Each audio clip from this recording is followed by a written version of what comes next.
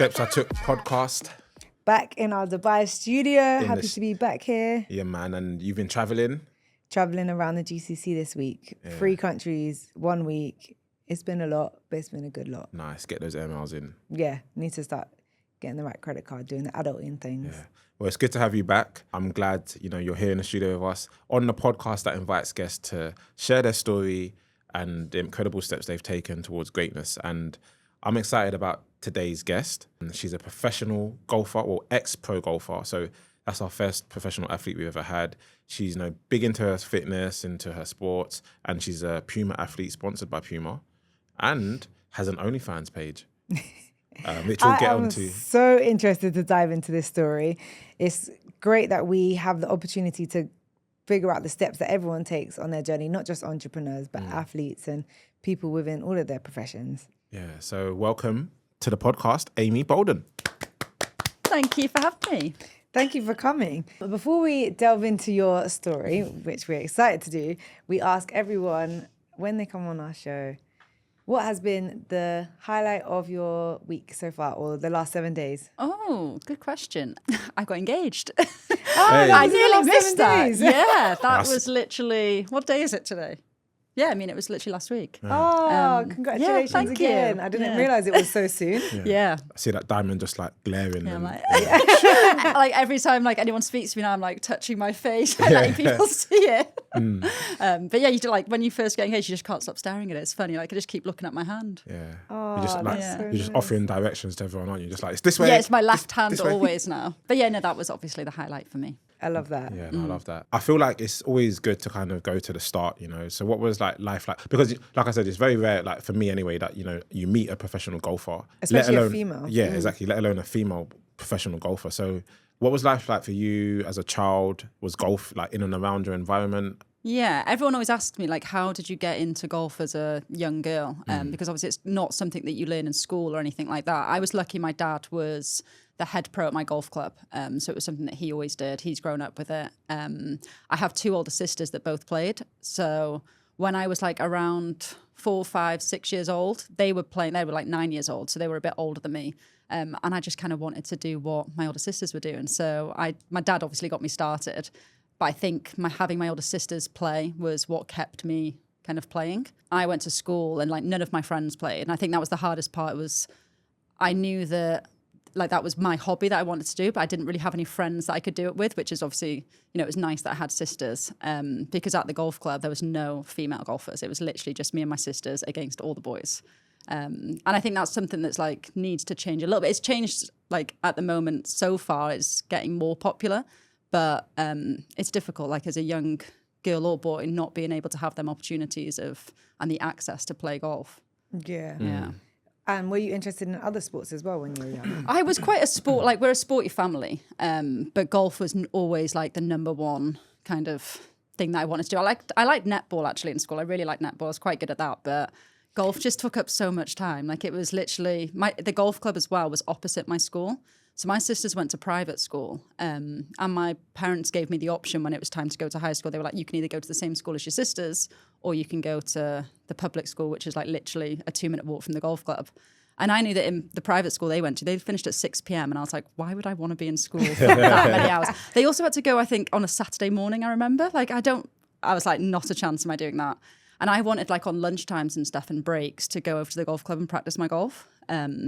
So I was the weird kid that would leave school when everyone's go. I remember everyone used to go to Asda at lunchtime and go and get their lunch from there. I'd be walking to the golf club to hit some balls for half an hour and then come back. And did you enjoy that then as a kid? So you didn't feel like it was a chore? No, I loved it. Or isolated? Yeah, no, I loved it. I don't know. I was really competitive as a kid. Always wanted to beat the boys. I think it was, I loved being at the golf club. There's a lot of members that there. They're obviously a lot older than me. But I enjoyed sitting in the clubhouse with the members and chatting to people growing up. And I don't know, it was always something that I enjoyed doing. Obviously, my friends didn't do it and I missed out on probably a lot of things like that. But going to, parties and things like that as a kid. But I don't know, I always knew, I think, as a young child that I wanted to do that as a career. I don't know why, because my sisters didn't really carry that on as a career. But I don't know, I knew that maybe I was good enough to do it.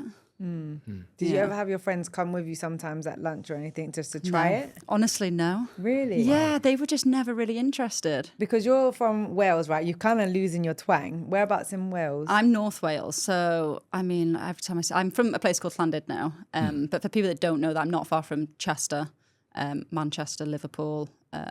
Wrexham is like 40 minutes, which we're known for the football club now. Yeah. But is that area known for golf or? Not at all. Like it's a beautiful seaside town. There's some decent golf courses there, but I mean, yeah, we've had golfers from there, but no one that's really kind of made it. Yeah.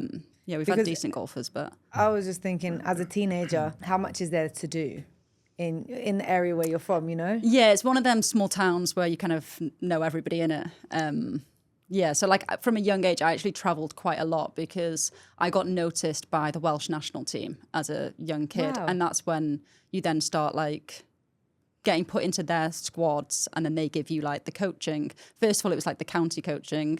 Then once you get noticed by the Welsh squad, you're then travelling with them. They'll like send you to tournaments representing Wales. So then they cover, you know, like the payment of it all. Because obviously it's such an expensive sport to play that being in that setup really helped progress just because I was getting the coaching and the mentoring from them. How does somebody have the opportunity to even be seen? I feel like it's probably the same as football. Like you play in, you know, matches and scouts come and watch you. It's a similar thing in golf is you would have, I remember when I was playing in like you have to enter competitions to be noticed. And then once you're doing well in them competitions, there'll be like county scouts that are, you know, they're scouting you to play for the county. Then once you get in the county, then, you know, you do well in the results. You then get the people from like the Welsh that are then noticing you. Same as like if you're in the English setup. So it's basically you just got to be good and win competitions to kind of really get noticed but there is obviously ways. I think definitely starting out by entering competitions and it'll be like the progression is like county first, then, you know, national. Are those competitions like free to enter or is there like a cost? There's a cost usually to everything. Like, I mean, it wouldn't have been like ridiculously expensive or anything, but it's the same as kind of anything any sport you go into. There's always like an entry fee cost. I think what the biggest cost in golf is the actual equipment. Is golf clubs are expensive and things like that. I was very lucky that my dad was the pro, so you know I got hand-me-downs and he was able to, because obviously I was so young, he was able to cut golf clubs shorter for me to be able to play with them. So just little things like that. Literally cut a golf club? Yeah, because obviously like the full length Really? ones. I didn't know you could do that. Yeah, you can cut them down. When you Yeah. say he's the pro, do you mean that he was a professional golfer as well, or do you mean the pro for the club? So he wasn't playing like on a tour. He was basically in the golf shop, selling the golf clubs, giving the golf lessons, like running the golf club basically. So that kind of side of things. He was a good golfer. Like he still plays now to this day, practices every day.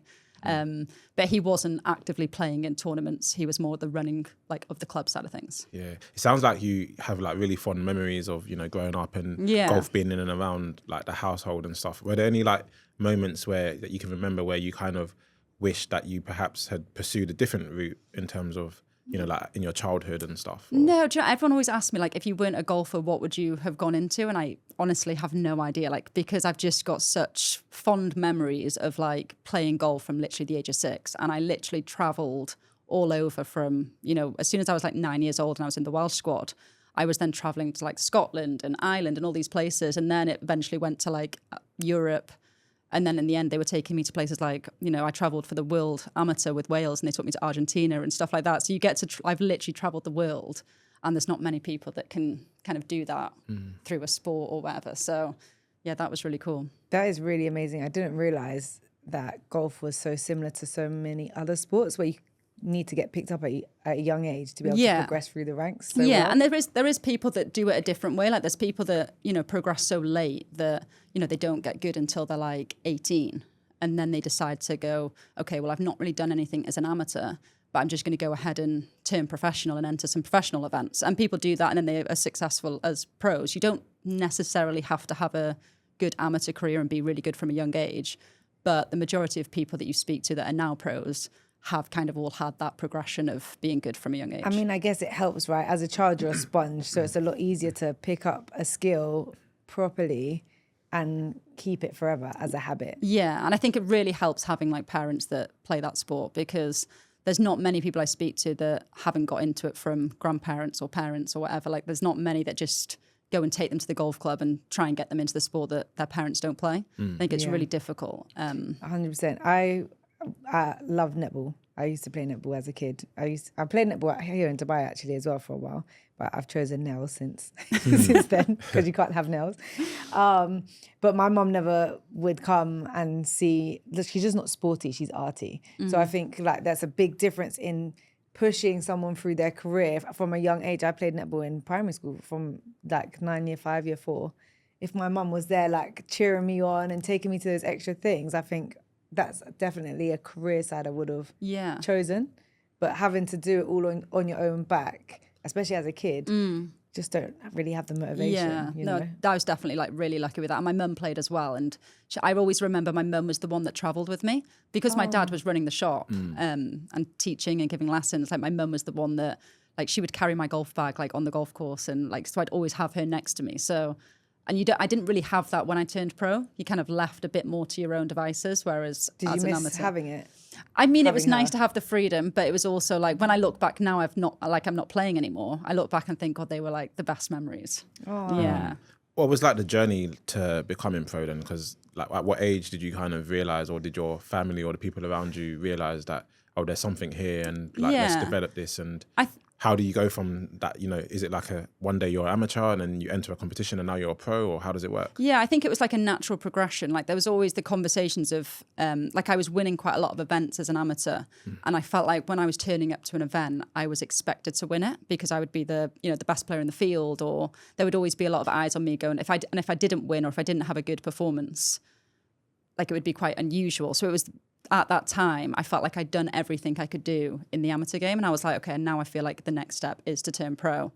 And the way you turn pro is you basically enter a competition. It's called Tour School. So it's over like a week.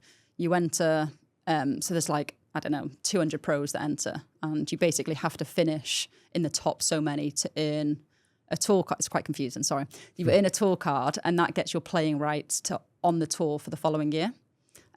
Which is what I did. So I entered this competition, finished in the top, I think 25, and then you then have your status to play a full season on the tour for the following year. Wow. Then at one stage you lost your tour card, right? That's right, yeah. So then I've lost it a couple of times, actually. how did you lose it? So if you don't, so let's say I think there's maybe 130 players that play in each event on tour, and you get points each time you play on like how you finish in each tournament. So at the end of the year, all these points add up. And if you don't finish in the top 70 at the end of the year, you've lost your playing rights and you'd have to go back to tour school. Wow. So yeah, and then have to play again. And it's what's quite hard is that you've then got 1 week to win it back for a whole season.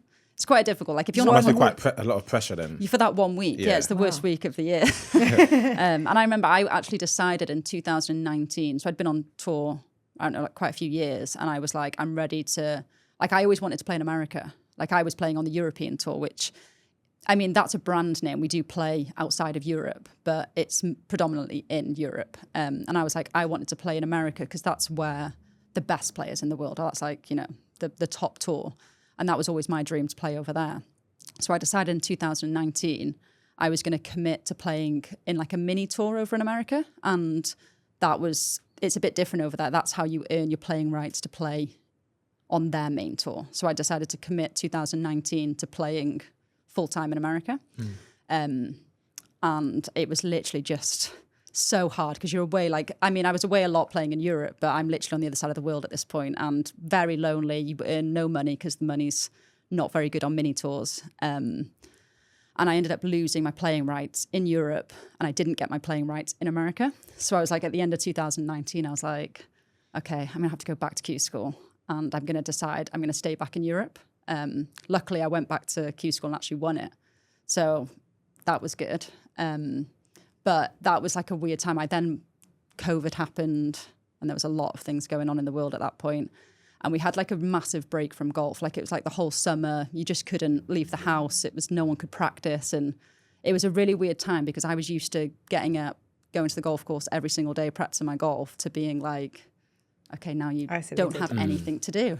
Yeah. And me and my boyfriend, we literally built like a golf net in the back garden. Wow. We literally transformed the garden. It was actually a really cool transformation, just to like be able to keep your eye in on like your swing, and just to, I mean, like without hitting a ball for that long, like, I don't know, I felt like I just wouldn't have been able to play coming out of COVID. And I remember it was like the second or third event back out when I think we were allowed to travel again. I actually won my first event. Amazing. Wow. Yeah. So, and that took me, like, I won in 2020, and I'm trying to think when I turned pro, it was like 2014. So it took me 6 years to actually win on tour. But How was that journey, those 6 years? Because you went from before being pro, winning most of the time, Yeah. to then 6 years of not winning. Exactly, How did yeah. that affect you personally? it's a really hard transition actually from amateur to turning pro. I found the first year really easy. Like my first year results wise, I was in contention a lot. I had a lot of like second place finishes. I was always like, you know, knocking on the door for a win. Then I don't know, I found everything, like I found it quite easy. And then once you say that, it's like the worst thing. It's like you then start to change things. You think things should be a bit more professional. So I was like getting like a professional caddy to carry my bag. I was getting, you know, changing my coach, and like just all of these little things that started to change. I was then getting sponsorship deals coming in, and I was like, oh, you just feel a bit different when you're playing well. And I probably took my eye off the ball a little bit, maybe didn't work quite as hard, and then struggled for the next couple of years. And then once you struggle in golf, it is such a mental game. I can't even tell you, like everyone on tour, they're all really good golfers, but it's literally what separates people is the mental side. And How it's do you so overcome hard. that side? I mean, I've stopped playing now, so that's how I overcame it.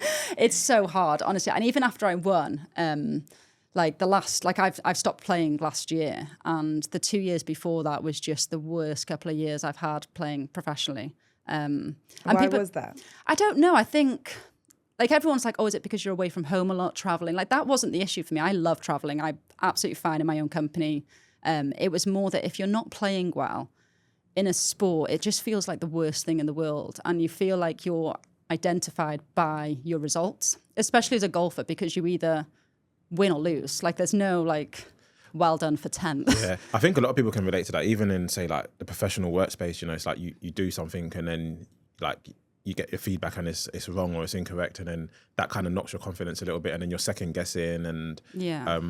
I know like a lot of elite athletes and, you know, professionals in various sports, they talk about like the 1% and the fine margins and stuff.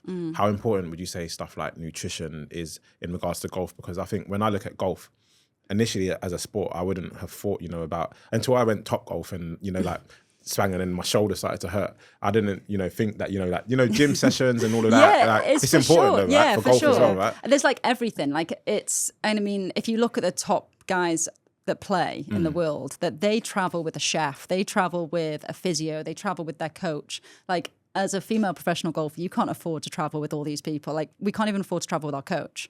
Like, we have our coach, you know, we see them when we're back home, and then we are away traveling for the next 4 weeks. So many things can change in them 4 weeks. Whereas one of the guys that, you know, have the money to be able to bring their coaches out full time, nothing can change from day to day, really, because they've got their coach stood behind them making sure that their swing looks great. So that's one thing I would say was quite difficult, is not being able to have that full team around you. And if I could go back in time, I would definitely invest into having my coach with me at tournaments more often.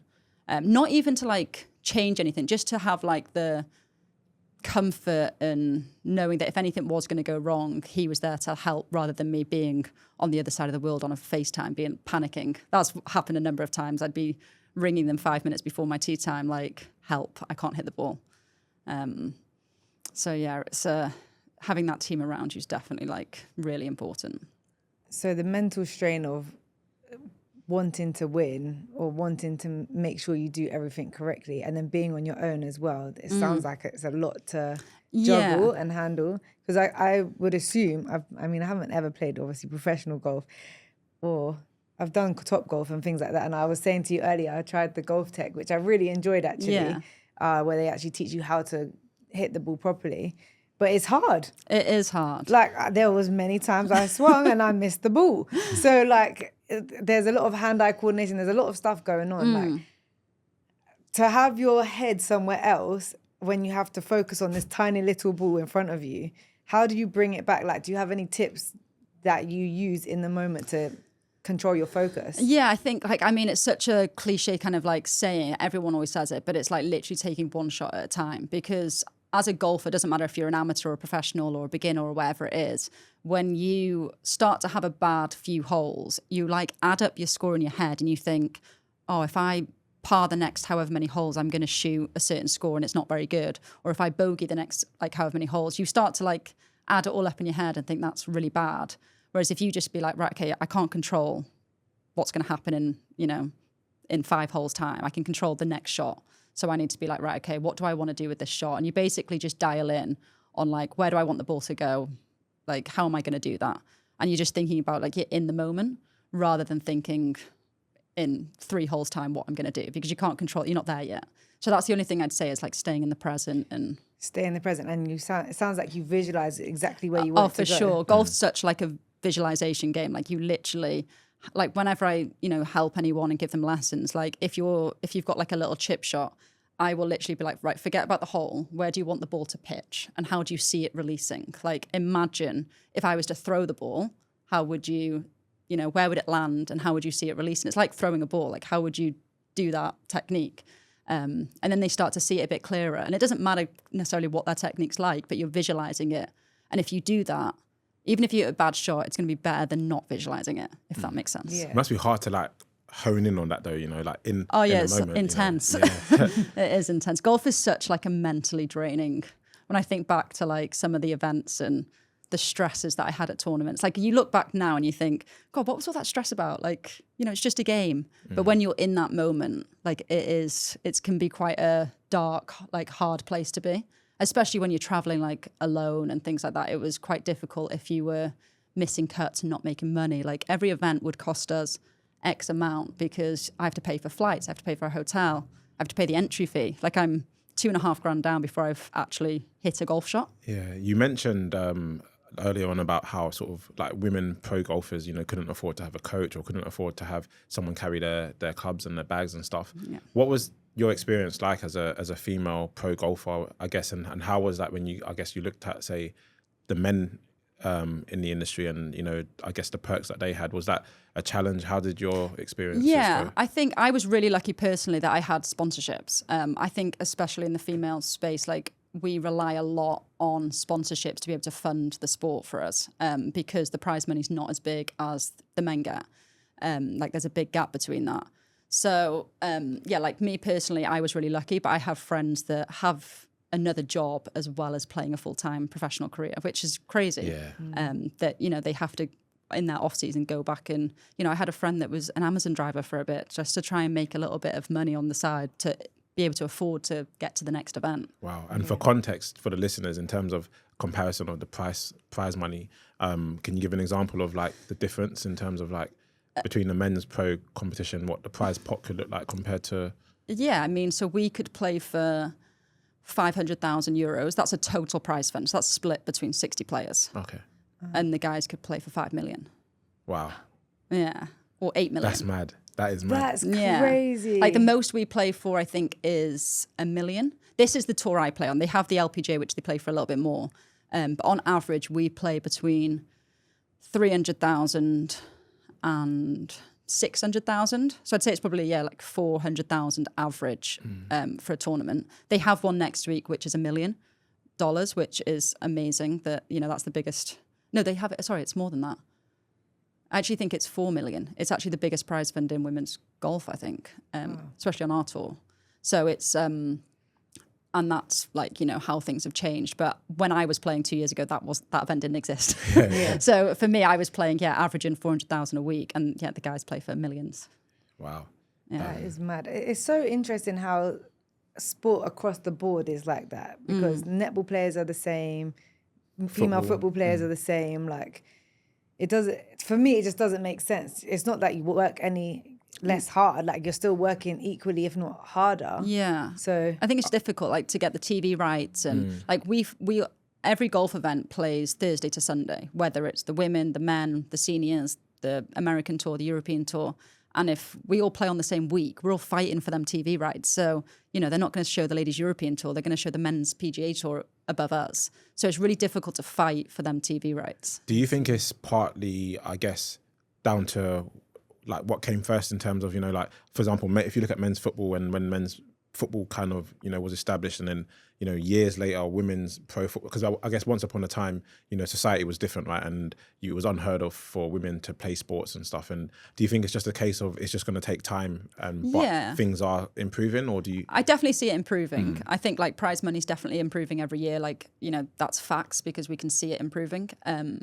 So that's definitely helping. We are getting shown a little bit more on TV. I think, you know, the only way to grow, as in like the tours, is being able to be shown more on TV and also showing people's personality. People need to invest in the players. Like, I'm invested in Tiger Woods because I grew up watching him, and I, you know, his personality, Rory McIlroy, like I know things about him, his interests, and, you know, him as a person. Whereas, you know, people watching the ladies tour don't know anything about all of these amazing women that, you know, have like such incredible stories as well, but no one's really hearing that.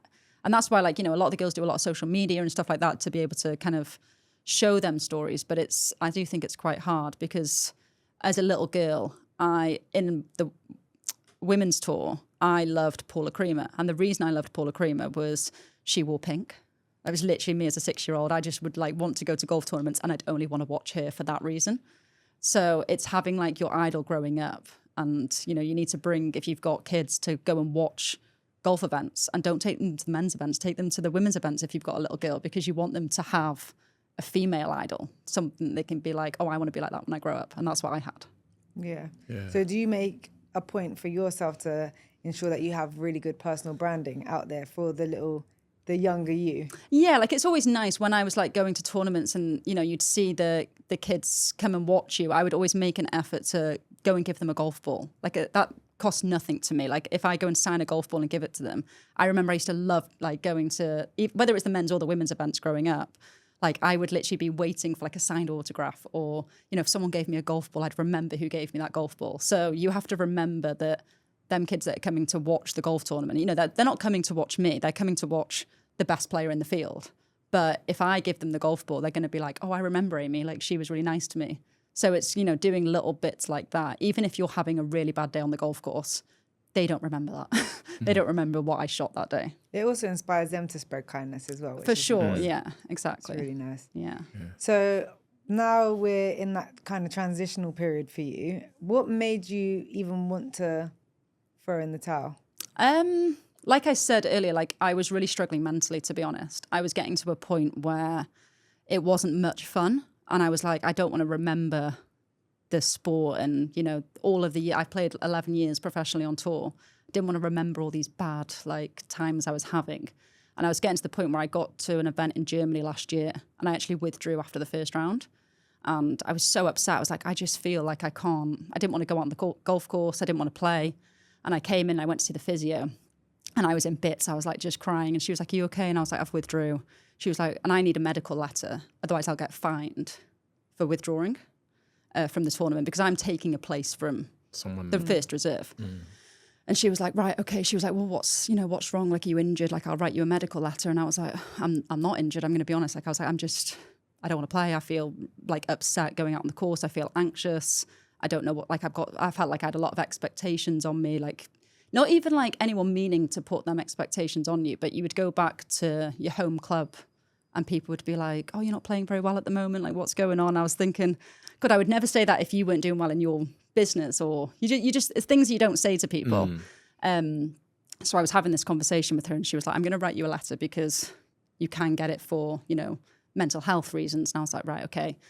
And she was like, I think you need to have a bit of time off. Like, you're obviously not in a great place. And I went back and my parents could see that I just wasn't like, not that I wasn't happy, but I just wasn't enjoying being away. They could see like every event. I wasn't playing well for one, which obviously is the first hurdle. Big sign. But it was also like I was on the golf course and I was literally like counting down the holes to like I was thinking of, should I fake an injury to come in because I do not want to be out here. Like, I literally feel like I can't get around the golf course. And it was so mental. I then got a psychologist. That wasn't working because it wasn't the golf. It was just like, it just wasn't making me happy.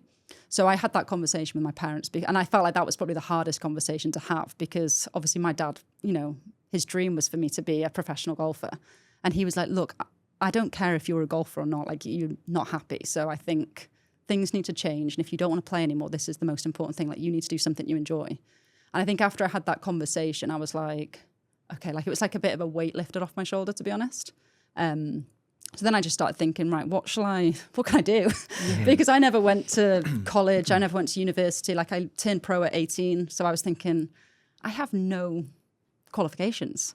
So it was actually quite a hard transition because I was thinking, what am I good at? What do I want to do? Well, it'd have to be something in golf because that's all I know.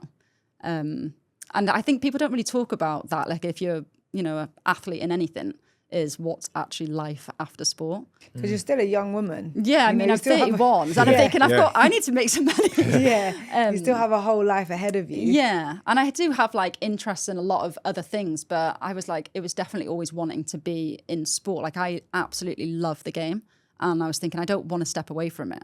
So I've been really lucky to have some opportunities in TV of doing some commentary and things like that. So I'm kind of diving into a bit of that world. Is it luck or is it the contacts that you've made throughout your definitely the profession? contacts I've made. And also like I did a little bit of it a few years ago when I was playing well. Like they would invite me, like Sky Sports would invite me into the studio to be like a in-studio guest where you basically are talking about your opinion on the golf we're watching. So I had a bit of a taste of it then, but obviously you're not focused on that at all. Like you're literally focused on the next tournament. Like, I didn't want to do the TV at that point. But thank God I did because that, gave me now probably the opportunities to be asked to go back. So I don't know what I'm really going to do full time. I'm still like kind of figuring it out of what I want to do because I want to do something I enjoy. But I definitely think, the on-course commentary side is something I really want to get into. A bit of like kind of not presenting, but that kind of stuff, like talking about the golf at golf tournaments, traveling with the tour, providing an expert opinion. Exactly, yeah. But also, like, I want to grow the game of golf as well. for women? Yeah. So I don't know whether I want to coach. I'm trying to figure it out because I always said I didn't want to coach. And I don't think I want to coach people that already can play. I think I want to get people into the sport. So I've made some good contacts in Saudi over the years. They sponsored me for the last 5 years of my career. So, there's a lot of opportunities out there to try. And I said, like, I've been out there for the last 5 years. There's not enough people playing golf out there. And, they're trying to grow the game. We have so many tournaments there now that I feel like it's, they've got big plans to build golf courses. And I think it's a good place to start of trying to get women and kids into the game early. Yeah, because that's a good point, in the Middle East and stuff. Because in Dubai, would you say that golfing is like, is it healthy here? Or? Yeah, for sure. I think anyone that plays golf in Dubai, they'll know that it's quite difficult to get a tee time. Like it's busy, especially this time of year. Like it's perfect weather, and it's accessible. Like you can go and get golf lessons. It's they've now started building indoor simulators. So, and it's really popular here. So I think they've got that covered here, in my opinion. Like they've got a lot of good coaches. I feel like I would want to go somewhere that's maybe not got that yet. And I'd love to get involved in like the federation in Saudi and things like that. Or anywhere. It doesn't have to be in Saudi, but I just think there's such a big opportunity there that they don't have yet. And that they want to actually build on. And they want to build it, yeah. So obviously where you've been playing golf since you were 9 and you spoke earlier about visualization, how important it is when you're on the pitch. Do you think you can use that skill that you've learned for visualization to now visualize your next move? Yeah, it's funny because I always see like at the end of a year people doing mood boards and stuff for the next year, and I always thought like, I don't really get that. I totally get it now. Like if you like start thinking about something and manifesting it, I'm definitely believe in that kind of stuff. Like if you manifest it, it will happen. I manifested a ring and I got one. I'm joking, but no, I just think that if you really dive into something and you put a lot of effort and you work hard, like good things will come from that. And, whenever I get an opportunity with the TV side of things, like, I don't want to be not very good at something. So if I get them opportunities, I'm like trying to learn as much as I can from the people around me that already do it, asking people for advice because that's not my space. I've not done it enough to be good at it yet. So it's like getting advice off people. You're starting from scratch and you need to build that profile up. So definitely trying to get advice from people, learning as much as I can. I've got an opportunity next week. I'm going to Saudi to do on-course commentary for the women's event. So I'm really excited that I get to all these girls that I played with last year, I'm now getting to talk about them and hopefully showcase how good they are. When these opportunities come up, do you sort of say yes straight away because you don't know what it could lead to, or are there some opportunities that you've perhaps turned down? Anything to do with that side of things at the moment, I'm saying yes to. I've been doing stuff in the Sky Studios in London, and I'll fly home. Literally, it'll cost me money to go and work, but I'm thinking I need this on my CV. I need it on, in my portfolio because without the experience, and the only way to get good at TV stuff is by being on TV. There is literally, you cannot research and learn how to do that without being thrown in the deep end and just doing it. When I'm in the studio, I've got an earpiece in there. I've got 5 people talking. They're not talking to me. They're talking to different people, lights, cameras, producers. And it's then you're talking to a camera. You're live on air. And you can't replicate that. You have to just do it a lot of times to be any good at it. So it's, just a lot of, if I get them opportunities, got to take them. Yeah, for sure. Where you're transitioning from knowing so much in the field, and obviously you're still going to be talking about everything when it comes to golf, and like you said, talking about commentating on girls that you were just playing with, so that's obviously very helpful. But where you came out of being pro golf because of how you felt mentally, how do you now feel where you're almost starting at the bottom? I'm excited actually, because I feel like I've got a lot to learn. I feel like I can become good at it. Feel like there's a lot of improvement that I can do. So I don't want to already be at the top. I want to be able to learn from all these amazing other commentators and presenters that are around me. And I'm really lucky, all the people that I've worked with so far and I know I'm going to be working with are really, really helpful. It's a space where, people, they all want to make a good product. No one wants to make the TV on the golf that we're doing not look good. So everyone wants to be helpful, and that's a really nice place to be. Yeah, sounds like a supportive environment. Yeah, for sure. And I think that's definitely what you need, especially as you said, I am starting from the bottom. And I think the good thing is that, I have the opportunities because I've been there, because I've been there and done it. I'm a professional golfer. So I'm getting them opportunities because of what I know. It's then learning how do I get that across on camera in the right way. So that's kind of what you're learning. You're learning how to do it on a TV screen. Yeah. It's interesting because it seems as if since, I guess stepping away from pro, you've been, been able to kind of branch out into different things. You've talked about the TV stuff. I think I saw on your Instagram as well, you've got a relationship with Puma and obviously OnlyFans as well. So talk to us about about that. It's an interesting conversation. Yeah. As we were speaking about earlier, sponsorships is huge, which is what we need in the women's game to be able to fund our careers. And I was really lucky, Golf Saudi sponsored me for a long time. I had connections out here. Jebel Ali Hotel Resort sponsored me for my whole career. I then, recently have signed a deal with Cobra Puma, which is Cobra Golf Club's Puma clothing. So you'll see me wearing a lot of Puma stuff over the next year. But and also the OnlyFans came about because they were looking to sign some athletes. So people know that site from being an adult content website. That's how I knew the site, if I'm honest. So when they approached me to say they wanted to sponsor me, I was like, okay. But that's not what the site was originally designed for. The site originally was designed for people to be able to showcase what they do on a platform, and people are paying for their knowledge of what they do, whether you're a chef, whether you're a dancer, all of these different skills people have. I mean, it doesn't even have to be paid for. People have free pages on there where you can learn how to cook, you can learn how to dance, all of these different things. Whereas I didn't know any of that. I literally just thought it was people getting naked on there and taking pictures and videos. So were you offended then when they reached out to you initially? No, because they explained. Okay. But I mean, when I first saw the name, I was a bit, it came through my management, and they said, and I already knew that he worked with that platform, and I knew what he was doing wasn't that side of things. So I knew that there was, a different side of that, but I just hadn't, ever researched it. So they spoke about wanting to sign a load of athletes. They signed Nick Kyrgios, the tennis player. They signed boxers, surfers, all of these different athletes. And they were like, we want they don't want their image to be known for that kind of stuff.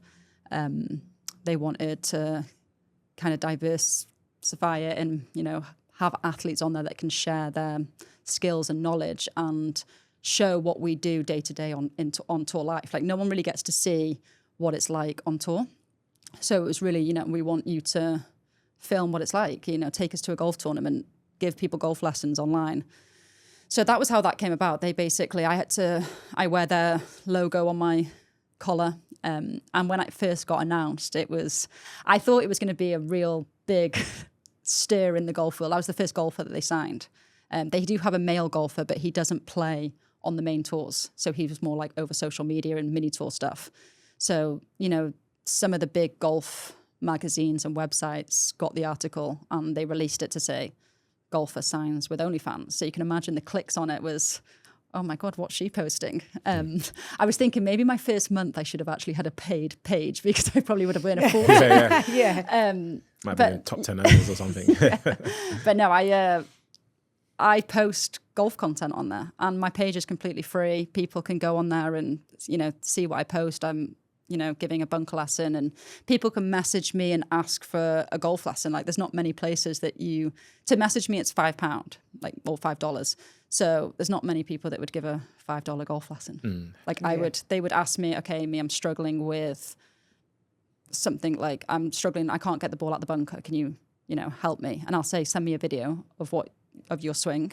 They'll send it me and I'll send them a video back of explaining what they should do that could help them. I mean, that's actually really quite helpful. A good deal. Yeah. Really convenient. So that's how I use it. The sponsorship deal comes to an end in the next couple of months and people ask me, will I stay on the platform after the official sponsorship deal's gone? And I'm like, I probably would. I maybe won't post as much, but I will be on there to speak to people that, are generally wanting to get better at golf.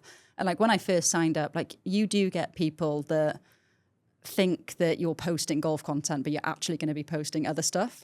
They think that. They're inside your messages going okay, will you send me X, Y, and Z? And I'm like, if you just don't reply, it filters out. Yeah. And it's now filtered to the people that actually want to have a conversation about golf.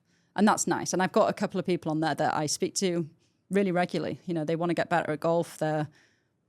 I've heard people speak about the platform in, they think that there's the people on there are lonely people that just want a friend. And I do agree with that a little bit. But I'd say my followers are more golf related, wanting to get better. Some people might follow you on other social media channels and then realize you're on OnlyFans and they can choose to spend $5 to get some actual tips. Yeah. Like you said, that's a lot cheaper than paying for a session. Yeah, I had one person actually messaging me on the OnlyFans platform and then he saw that I was on Instagram and he then started messaging me on Instagram going, well, this is free to message you on here. I was like, you're clever, but I'm not going to send, obviously, golf information and tips on my... And it's been quite nice. I've been able to filter down my Instagram to a little bit less golfy because now I'm, I've taken that over to the OnlyFans platform. But recently I've been really into my fitness side of things. So I've been posting, a lot of fitness content on there as well. So it's been a mixture of both. Yeah. Amazing. Do you think you would want to get into something in the fitness industry as well? Or do you think you'll stay People ask me this quite a lot because I have been that was what helped. When I was in such a bad mental state, that was literally my savior was going to the gym. Was I needed to have some kind of competition because I'm competitive. Obviously, that's what I've been in a sport my whole life. I needed something that wasn't golf, but I could work towards. So that's why I found High Rocks and I entered a High Rocks event with my sister.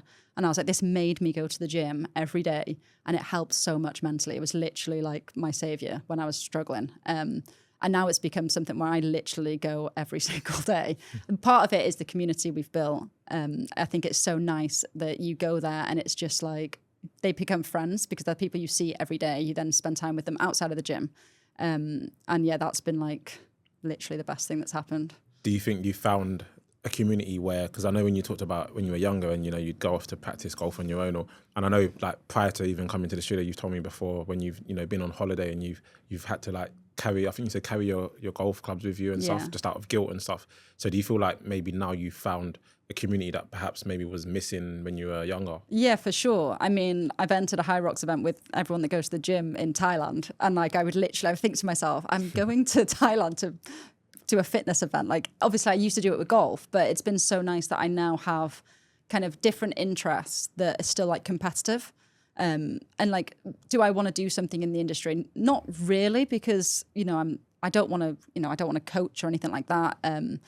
I think I'm probably going to get into, it's in the pipeline, but of teaching young kids sports. I've got a friend that's starting a company out here that, is going to be, getting really young kids into, not sports like as in football or anything like that or golf, but more like just moving and learning how to catch and just like little, sporty things that they can play around and, building them habits at such an early age, which, I would love to kind of work with young kids, actually. I think that's something that I would love to do. It is very rewarding working with young children, especially when you see them not being able to catch and then suddenly they're catching and throwing and hitting targets. Exactly. And whether that then, like, that's what I want to do with golf as well. I want to get young kids, I've got nephews and nieces, and every time I'm home, I'm like, let's go in the garage and try and swing a club. And 3 of them aren't interested. 1 of them luckily is. But it's so nice when they like actually take an interest into it as well. What would you say, like looking back, is the most, I guess it's a twofold question. What's been the most like rewarding thing for you on this journey, and what's been the most challenging thing that you felt you've had to overcome? The most rewarding, I think I have made like friends for life through a sport, and I feel very lucky that I got to travel the world, which not many people can say. Like, a lot of the places I've been so lucky to go and travel, and the people you meet through sport that become friends for life, and that like now I'm not in that space anymore of playing, people that offer to help now that I'm not doing that, like the people you meet along the way, like not professional golfers, I mean like just business people, and like just the people you meet through sport is just incredible. So that's definitely been like probably the highlight of everything. And then, like the struggles what I've overcome, I feel like just the last couple of years, I look back now and I'm glad that I don't remember like them couple of years of being in such a dark place. I look back now and think, God, I had such an amazing time for like 11 years playing professional golf. Whereas I could easily have, last year when I first stopped playing, it was such a dark, like, what am I going to do with my life? And I hate golf and I don't want to ever play again. I now look back and I think, God, like, it's just a game. It's literally like, you think it's the hardest sport and the hardest like time of your life, which it felt like it at the time. But the bigger picture, I'm so lucky that I got to do that. There's a lot worse things going on in the world than me not playing very well. Yeah. It sounds like you've had an amazing journey. Definitely. When you were away in all these countries, did you get time to actually go and explore the countries as well? The first couple of years, not really, just because, you're concentrating so much. Like, you arrive, you're literally at the golf course every day. You're so tired by the end of the day. You literally just see the golf course and the hotel. I had a period of time where like we would share Airbnbs with me and a few of the girls, and we would make sure that we'd maybe stay an extra day, or we'd arrive a day early of like certain countries that we wanted to maybe explore. Like, my favourite place to ever go was Australia. We used to go every year, and like we would always make sure that we had a week of bit of a holiday afterwards or before. And South Africa as well, like we got to explore a little bit there. So yeah, we definitely made a bit of time for that, and I'm glad we did, looking back, because I think, God, it would have been, quite sad to not have actually seen anything in them places. Yeah, definitely. Yeah. No, that's good. I'm really excited to see where the next leg of your journey takes you now, because it sounds like you have so many different opportunities on the horizon and things that you're already dipping your toe into. So it's really, really exciting. Really exciting. Yeah, I'm just looking forward to like I said, I want to do something that I love. I don't want to just do something because it's a job. Like, I know we all need to earn money, but I want to do something that I'm passionate about and I enjoy. I want to go to work every day. I want to enjoy it. And I think if you're passionate about something, you're usually going to be good at it. So kind of dipping my toes in a few different things and just seeing, what I like and what I, want to do. Yeah, I love that, because there's so many people that watch our show, but also like in just life generally, that are either in something and they hate it and they want to find that passion, but also they feel like, oh, I can't change my career now, or I can't do something different. But you're here showcasing, actually, you can say, no, I'm done with this and I can start something completely different. And it's scary. It's like, oh my God, I've literally at the moment, technically I'm unemployed. Like I think about it, I'm like, I'm actually unemployed at the moment, but obviously I have opportunities coming up into, like, I know I've got jobs coming up, but it's a bit scary living that like week to week life of like, what am I actually going to do? But yeah, 100%. And I think it's like, even like your optimism, you know, like when you think of, like when I think of golf, I think it's a niche sport, like in my opinion, obviously, because I'm not well versed in it, but then the opportunities that you've had off the back of that show you that like no matter how niche something is, there's always going to be something that's transferable. Yeah. You know, so I think like what you said, Achasa, in terms of, you know, people that are listening in, especially like we're in Dubai, a lot of teachers, I know a lot of teachers are always like, oh, I want to change career, but I don't know what to do, etc., etc. But I think, you know, you said something earlier about like if you're passionate about it. So I think that's probably the starting point, you know, is whatever you're passionate about, just try and explore, trying to, you know, utilize that in another environment and stuff. So for sure, yeah. Amazing. Thank you so much. Before we close off, we have tradition. So we ask all of our guests this question. If you could create one rule for everyone in the world to follow, what would it be and why? Oh, good question. Treat people with the respect that you would want someone to treat you with, and the kindness. Like you want to treat people the way you expect to be treated. Yeah. I think, you know, you spread kindness in the world and you'll get it back. The world would be a lot nicer place if everyone was just kind. Yeah. I agree. Yeah. Yeah. No, yeah. Thank you so much. It's been Thank great. you guys. Thank Enjoyed you. it. Very inspirational. Thank you.